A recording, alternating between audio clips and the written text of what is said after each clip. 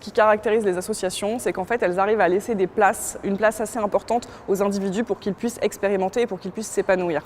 En fait, ce qui caractérise les associations de jeunes dirigées par des jeunes qui sont pour beaucoup nés au début des années 90 ou au début des années 2000, c'est cette volonté de laisser de la place aux jeunes pour qu'ils puissent expérimenter, prendre des risques et du coup pour qu'ils puissent trouver du sens à leurs actions, à leur vie, à la cause qu'ils peuvent défendre, porter, etc. Pourquoi je dis ça? Parce que je pense que ces structures-là ont pris conscience de l'importance de laisser de la place aux individus eux-mêmes. On a souvent tendance à penser que l'individualisme, c'est quelque chose, c'est connoté négativement. Alors effectivement, dans le langage quotidien, c'est connoté négativement.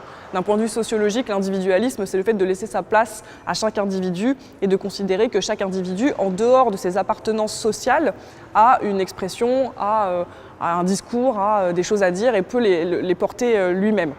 Et finalement, les associations, alors pas toutes, il ne faut pas non plus être dans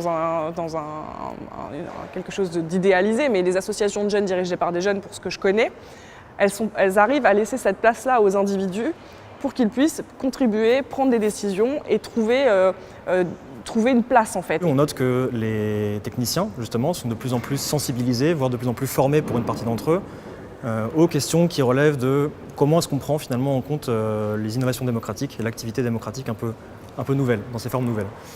Ça se voit sur les questions de démocratie participative, d'une part, où effectivement on a de plus en plus de techniciens qui sont capables de proposer à leurs élus et de mettre en œuvre par la suite des budgets participatifs, par exemple, qui essaiment dans beaucoup de villes en France.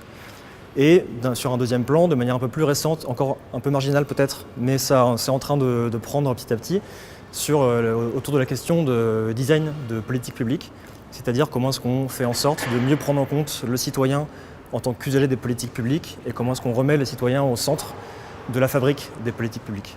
Donc c'est effectivement important qu'à la fois les élus, les décideurs, mais aussi les techniciens soient capables de prendre en compte les velléités d'innovation démocratique des citoyens. Il y a soutenir et puis il y a prendre en compte. Je pense que, alors effectivement, le soutien, ça passe par l'accompagnement financier des projets, ça on connaît, mais effectivement le fait de permettre aux jeunes non seulement de s'exprimer, mais de voir la suite de leur expression, donc de leur permettre finalement de participer, d'avoir un avis et que leur avis compte, que c'est pas juste on va parler sur une plateforme et puis finalement on va quand même mener la politique qu'on avait envie au départ et donc on utilise un petit peu la parole des jeunes pour faire un coup de communication et pour faire comme s'ils étaient dans la dynamique, alors qu'en fait, pas tant que ça. Mais l'enjeu, c'est de les prendre, ces nouvelles formes de démocratique, au sérieux, et en particulier d'éviter de les instrumentaliser. C'est facile de constater que les jeunes sont agiles sur Internet et souhaitent donner leur avis, et c'est peut-être tentant pour les décideurs publics de se contenter de formes de concertation un peu étroites ou strictement instrumentales, destinées à valider ou à étayer un raisonnement qu'on aurait déjà construit. Ce que j'entends par prendre les choses au sérieux, c'est vraiment écouter la parole des jeunes et pas l'écouter de manière ponctuelle. Quand je pense aux jeunes, je pense d'ailleurs au reste de la société civile.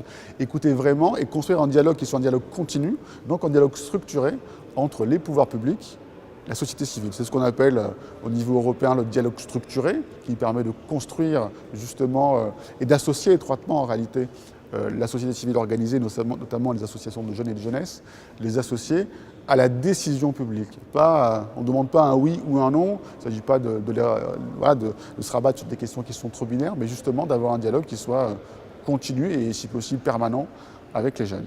L'acteur public, il doit, à mon avis, s'intéresser à ces évolutions.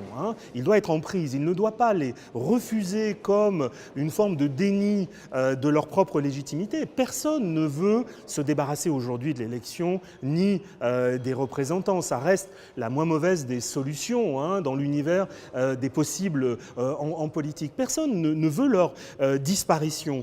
Mais à minima, il faut qu'ils comprennent qu'ils ne peuvent plus avoir avec les citoyens le même type de comportement, je dirais volontiers arrogant, le même type d'indifférence, le même type de défiance qu'ils ont eu jusqu'à présent. Ils doivent intégrer aujourd'hui l'idée que les citoyens ont de l'imagination, ont des capacités d'agir et ne peuvent pas rester des sujets passifs dans l'intervalle entre les élections.